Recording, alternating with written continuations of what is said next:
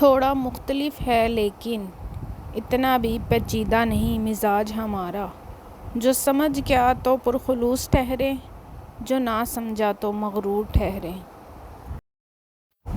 کوئی عبادت کی چاہ میں رویا، کوئی عبادت کی راہ میں رویا، عجیب ہے یہ نماز محبت کا سلسلہ، کوئی قضا کر کے رویا، کوئی ادا کر کے رویا۔ پرانے لوگ سمجھدار تھے، تعلقات سنبھالتے تھے، پھر لوگ پریکٹیکل ہو گئے، تعلق سے فائدہ نکالنے لگے۔ اب لوگ پروفیشنل ہیں، فائدہ ہو تو تعلق رکھتے ہیں۔ خاموشی اتنی گہری تو ہونی چاہیے کہ بے قدری کرنے والوں کی چیخیں نکل جائیں۔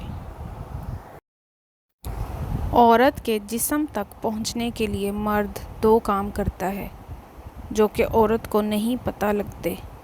پہلا کام ہمدردی دکھاتا ہے، دوسرا کام عورت کو یقین دلاتا ہے کہ وہ خوبصورت ہے۔